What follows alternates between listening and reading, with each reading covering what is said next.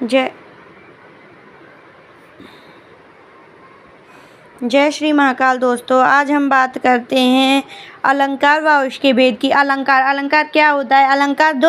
अलंकार को काव्य का आभूषण या काव्य की शोभा कहा जाता है। मुख्यतः यह दो प्रकार का होता है। नंबर 1 शब्द अलंकार और नंबर 2 अर्थ अलंकार। शब्द अलंकार का काव्य में प्रमुख महत्व है। हिंदी कविताओं, दोहा, चौपाई में प्रयुक्त होने वाले शब्दों से शब्द अलंकार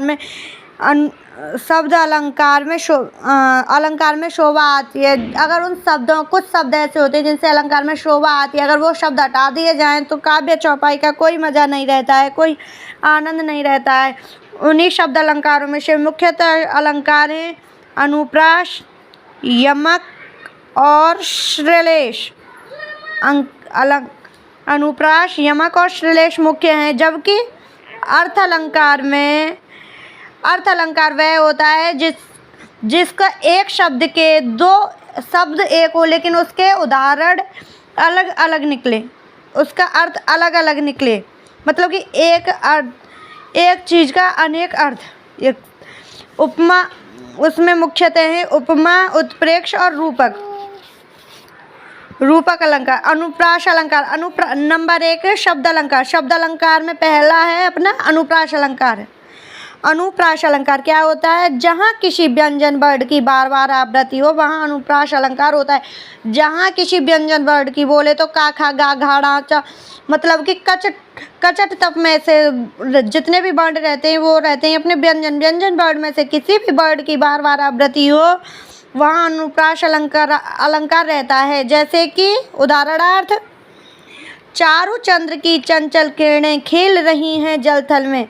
इसमें चारु चंद्र की चंचल किरणें खेल रही हैं जलथल में, यहाँ पर चा और ला वर्ड की बार बार आवृत्ति हुई है। चा भी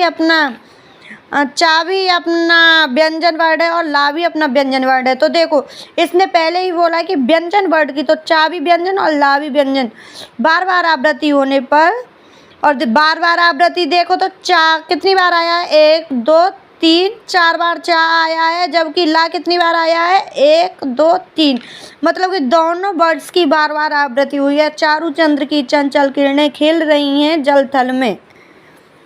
वहीं दूसरा बात करते हैं हम यमक अलंकार। यमक अलंकार क्या होता है? जहाँ एक ही शब्द बार बार आता हो किंतु हर बार उसका अर्थ अलग हो। एक ही शब्द की बार बार आवृत्ति हो तो वहाँ कौन सा अलंकार होता है? यमक। जबकि उसका अर्थ अलग हो, शब्द एक ही हो लेकिन बार बार आए और अर्थ भी उसका हर बार अलग हो, तो वहाँ यमक अलंकार होता है। जैसे कि कनक कनकते 100 गुनी, मादकता अधिका, यही खाए बोराए जग यही पाए बोराए। कनक कनकते 100 गुनी, मादकता अधिकाय। एक पहले इसका अर्थ है धतूरा। इसका क्या अर्थ है? धतूरा। पहले कनक और दूसरे कनक का अर्थ है सोना। कनक कनकते 100 गुनी, मादकता अधिकाय, यानी कि धतूरे की भी अगर धतूरा भी अगर खा लिया जाए अधिक तो आदमी का दिमाग विचलित हो जाता है, यानी कि आदमी पागल हो जाता है। वहीं अगर अधिक सोना मिल जाए आदमी को, हद से ज़्यादा सोना मिल जाए तो आदमी का दिमाग वहाँ भी विचलित होता है, तो वहाँ भी आदमी पागल हो जाता है। धतूरे से यही खाए बोराए जग। अगर अधिक धतूरा खा ले तो भी आदमी पागल हो जाता है, और अधिक सोना पा जाए तो भी आदमी पागल हो जाता है। इसीलिए क्या कहा गया है? देखो, एक ही शब्द है, 2 बार आया, दोनों बार इसका अर्थ अलग अलग है। कनक कनकते 100 गुनी, मादकता अधिकाय, यही खाए बोराए जग यही पाए बोराए। देखो, इधर भी लिखा है मैंने, यहाँ कनक शब्द 2 बार आया है किंतु पहले कनक का अर्थ है धतूरा जबकि दूसरे कनक का अर्थ सोना है। अतः यहाँ यमक अलंकार है। नंबर 3 है अपना श्लेष अलंकार। श्लेष अलंकार जहाँ कोई शब्द एक बार प्रयुक्त होकर अनेक अर्थ वर्णन करे, यानी कि कोई भी शब्द एक बार बोले तो मतलब बार बार आए और हर बार अलग अर्थ प्रकट करे।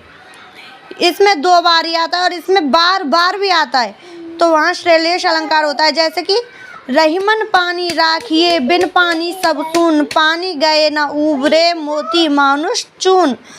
तो रहीमन पानी राखिए, रहीमन आँख में आंसू राखिए, मतलब कि रहीमन आँख में आंसू राखिए, बिन पानी सब सुन, बिना शर्म के बिना इज्जत के सब कुछ फीका है, पानी गए न उभरे मोती मानुष चून। अगर इन 3 चीज़ों में पानी ना हो तो सब कुछ सूना है। जैसे कि मोती सीप में अगर पानी नहीं होगा तो मोती बेकार, मनुष्य की आंखों में अगर शर्म का पानी नहीं होगा तो मनुष्य बेकार। और चून में जब तक अपन पानी नहीं डालेंगे तो चून किसी काम का नहीं रहता है, अर्थात हम इसको नहीं बना सकते, इससे खाना नहीं बना सकते। इसलिए बोला गया है बिन पानी सब सून, पानी गए न उभरे मोती मानुष चून। इन तीनों में पानी की महत्वता बहुत है। देखो, मोती के संबंध में है मोती की चमक से, मतलब कि सीप में पानी नहीं होगा तो मोती बनेगी तो सही लेकिन उसमें चमक नहीं आएगी। मनुष्य के संबंध में सम्मान से, यानी कि उसकी इज्जत से। मनुष्य की आंखों में अगर पानी, शर्म का पानी नहीं रहेगा तो उसकी इज्जत नहीं होगी, उसका सम्मान नहीं हो। चून के संबंध में, यानी कि अगर जल पानी चून में डाला जाए तभी तो उसका खाना बनाएगा, अगर नहीं डाला जाए तो वो सूखा सूखा रहेगा, उससे क्या खाना बनाओगे आप? नहीं बन सकता। इसीलिए यमक मतलब कि श्लेष अलंकार का अगर कोई भी शब्द बार बार आए उसका अर्थ हर बार अलग हो तो वहाँ श्लेष अलंकार होता है। एक बार और देख लो, अलंकार को काव्य का आभूषण या काव्य की शोभा कहा जाता है। यह 2 प्रकार का होता है। नंबर 1 शब्द अलंकार, नंबर 2 अर्थ अलंकार। शब्द अलंकार में मुख्यतः आते हैं अनुप्रास, यमक और श्लेष, जबकि अर्थ अलंकार में मुख्यतः आते हैं उपमा, उत्प्रेक्षा और रूपक। नंबर 1 शब्द अलंकार में से नंबर 1 पर है अपना अनुप्रास अलंकार। जहाँ किसी व्यंजन की वर्ण की बार बार आवृत्ति हो वहाँ अनुप्रास अलंकार होता है। जैसे कि चारू चंद्र की चंचल किरणें खिल रही हैं जलतल में, यहाँ पे चा और ला वर्ड की बार बार आवृत्ति हुई है। वहीं नंबर 2 पर आता है अपना यमक अलंकार, जहाँ एक ही शब्द बार बार आता है किंतु हर बार उसका अर्थ अलग हो, वहाँ यमक अलंकार होता है। जैसे कि कनक कनकतः सौगुनी मादक था अधिकाई, यही खाए बौराए जग यही पाए बौराए। पहले कनक का अर्थ है धतूरा, दूसरे कनक का अर्थ है सोना। धतूरे को खाकर भी आदमी पागल होता है और सोना अधिक मिल जाए तो भी आदमी पागल हो जाता है। वही पागल हो जाता है, यानी कि दिमाग विचलन होने लगता है, उसका समझ में नहीं आता क्या करूँ, सबकी इंसल्ट करना, ये सब बोले तो एक तरह से इंसान में घमंड आ जाता है, तो आदमी पागल ही समझो। श्लेष अलंकार, जहाँ कोई शब्द एक बार प्रयुक्त होकर, मतलब कि एक ही शब्द बार बार प्रयुक्त होकर है, एक ही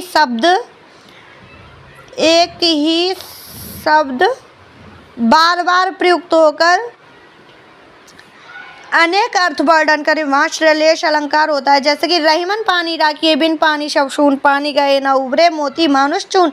पानी शब्द के 3 अर्थ हैं। पहला है मोती के संबंध में उसकी चमक से, दूसरा है मनुष्य के संबंध में उसके सम्मान से, और तीसरा है चून के संबंध में जल से। मोती सीप में अगर पानी नहीं होगा तो मोती चमकेगा नहीं, मनुष्य की आंखों में अगर पानी नहीं होगा तो उसकी कोई इज्जत नहीं करेंगे, कोई सम्मान नहीं करेंगे, चून के संबंध में जल से। जय श्री महाकाल।